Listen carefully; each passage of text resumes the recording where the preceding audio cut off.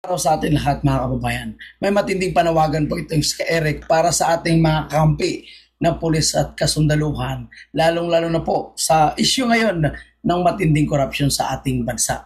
Sa totoo lang mga kababayan po natin, yung mga pulis at kasundaluhan ay para talaga yan sa taong bayan, hindi po sa mga politiko. Mayroon man siguro mga nababayaran pero iilan lang. Ako naniniwala na yung pulis at kasundaluhan, ang kanilang loyalty po ay sa taong bayan. So, ano po yung panawagan ni Ka Eric? Ito, panoorin natin mga kababayan na. An open call. Ang tawag po namin yan ay conscience call to the AFP. Hindi po kudita ang gusto namin mangyari. Hindi din po mutiny. Kundi ang AFP must abide by their constitutional mandate.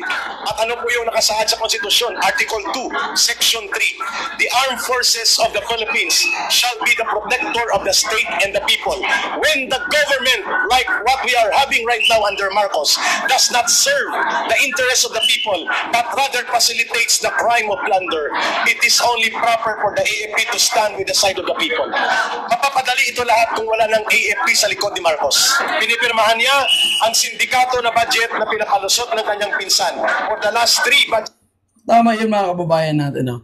Na kahit sinasabi ni Bongbong Marcos na wala po siyang kinalaman sa issue ng corruption, no? At ang tinuturo niya lang ang ilang kongresista, hindi naman pwede. Kasi kagaya nga po nung nakikita natin, no?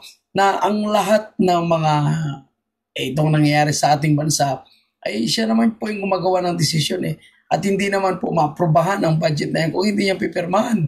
And nakita niya naman na nagkakaroon ng insertion. Napakalayo yung National Expenditure Program na binuo nila. Sinasabi nga po ng DBM na pinag-aralan nila ng ilang buwan yan bago na buo yung National Expenditure Program. Pero pagdating sa GAB o itong bagong pirmahan na magiging batas, magiging GAA, napakalayo po. Dahil doon sa bicameral report, napakarami na po nilang ini-insert. So ngayon nagmamalinis po siya, no? Mga kababayan po natin. At sabi nga ni Ka Eric, dapat yung mga pulis at kasundaluhan po natin ay talagang mag-withdraw na. So ito yung panawagan kasi ang taong bayan ay nagwawala na. So ito, tingnan niyo po itong mangyayari sa 21. No, hindi natin lubos matansya kung ano po yung mangyayari sa 21. Kasi ito po ay halos lahat ng mga grupo na Napakaganda nga yung panawagan dito Dapat walang kulay ng politika. Pero alam natin, lalo na po yung mga makakaliwa, yung mga yan is may mga political agenda po yan sila. At dahil ayaw nila na maging president, itong si Vice President Sara, malamang at sa malamang baka i-hijack nila yung mga event na ito. Anyway, malalaman naman natin yan pagdating ng September 21. At doon tayo ay magko-cover naman po tayo. Ako nabibilib ako dito sa galing at talino. At ang husay ni Ka Eric na mamuno sa mga rally na kagaya po yung nangyari dyan sa IDSA. At sana po, marami pa po yung mga kababayan natin na matuto at magising na at magsalita sa mga nangyayari sa ating bansa. Okay, patuloy natin to mga kababayan. Cycles. Ibig sabihin po, ang conspiracy ni Marcos at ni Romualdez ang naging dahilan kung bakit naging malakas ang loob ng kagaya ni Saldico na maging kriminal na mandurukot at mangangamgam sa kaban ng bayan, ang sindikato sa DPWH hanggang sa baba, hindi lamang sa taas na antas at pati ang mga kriminal na contractors na numbalik sapagkat ang unang nawala ay yung tinatawag nating fear factor, yung pagkatakot na may kalalagyan ka kapag ikaw ay nagnakaw sa kaban ng bayan. Ang pangalawa, there is no certainty of conviction na makikita ngayon na kahit magnakaw ka, pwede kang tumakas, magtago kagaya ng ginagawa ngayon nila Saldico. Yan ang ating dahilan. So totoo yun mga kababayan po natin, na yung mga malalaking politiko tingnan mo Saldico, nasaan na ngayon, hindi na po makita natin lahat. At hindi po siya kumaharap. Alam mo, nakakatawa nga ito si Saldico Nung panahon ni BP Sara, yung talagang gusto nilang huskahan si BP Sara, lagi nilang sinasabi na dapat magkaroon ng transparency kung paano daw po ginagastos si BP Sara. Nandiyan na nga po may mga dokumento na nilalabas yung kuha. Kaya talaga gusto pa rin nila sumagot si BP Sara.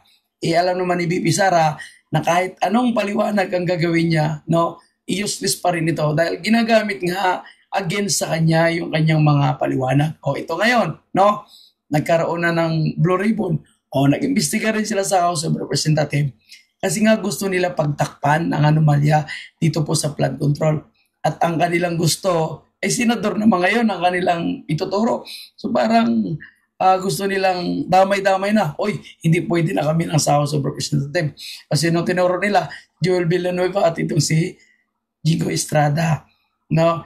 At ngayon makikita mo yung mga makaliwang grupo, imbis na mga congressman, si Saldico at si Martin yung babanatan, yung binabanatan ngayon si Jingo at si Joel Villanueva.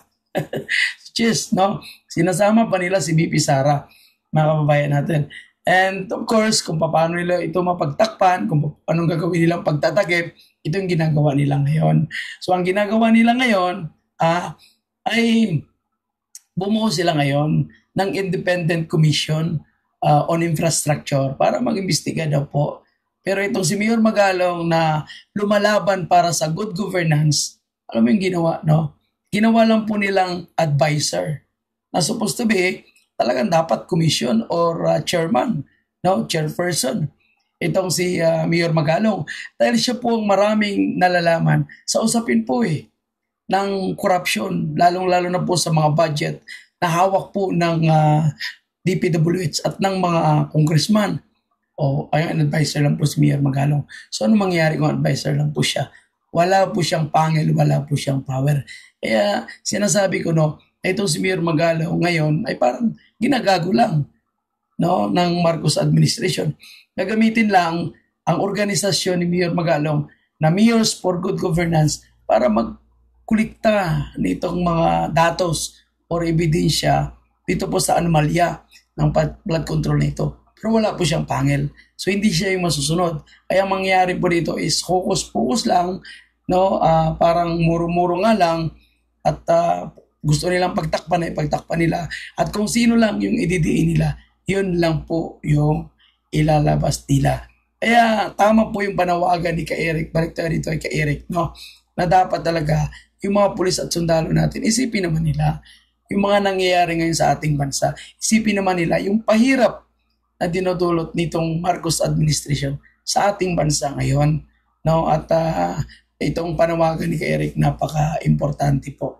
Actually, yung mga pulis at sundalo natin lagi nilang sinasabi ayaw talaga nila ng karahasan, no? Ang kailangan nila is bilang. So maraming bilang ng mga Pilipino para sila nga po ay sumuporta sa mga Pilipino. No? Ayaw naman siguro natin ng mga Pilipino na yung mga nangyari sa Indonesia, nangyari sa France, o itong latest, yung nangyari sa Nepal, na napakaraming mga pinagsusunog na mga building ng gobyerno, no? Pati yung parang palasyo ng Prime Minister sinunog. So tayo hindi tayo dapat hantong sa ganyan kasi masisira po So, papaayos yan, gastusan na naman, pera naman ng taong bayan. So, kung ang pinaglalaban natin is corruption, so another, naman, gastos na naman para ipaayos yung mga building na. Kaya dapat, no, itong si Bongbong Marcos, kung nakikinig siya dito sa mga tao, manawagan ng taong bayan, sumunod na siya. Huwag niya natin na magkaroon ng karahasan at ibigay niya na, no, sa karapat-dapat na mamuno sa ating bansa. Yung may paninindigan at handang lumaban ito po sa mabigat na problema ng ating bansa, ito nga po ang corruption. Okay, so alam ko marami pang mga susunod na rallies bago yung 21. Pero ang 21, ito daw po yung pinakamalaki. At yan po ang ating pakaabangan mga kabayan po natin. Itong 9/21. Na ako po, no? Sigurado medyo kinakabahan rin sila. So yung taga-Forbes, no? Forbes Park na mga mayayaman, mga kongresista, ako po kinakabahan na po sila. May mga pulis na daw at doble na po yung security ngayon. Dahil baka daw lumusob yung mga tao doon. Nako. Alam mo, nagustuhan natin itong sinasabi ni Barsaga, no? Na nararamdaman ngayon ng mga politiko yung takot na naramdaman ng mga Pilipino kung tuwing sila ay binabaha na lisanin or iwanan nila yung kanilang mga bahay, itong kinakatakot ng mga congressman. Baka bawiin ng taong bayan ang pinagagawa nila diyan sa kanilang mamahaling bahay mula sa kaban ng bayan. Okay, yan na po yung ating update. Maraming salamat at huwag kalimutang i-like ang video ito. Thank you po at mabuhay po kayo lahat mga bayan.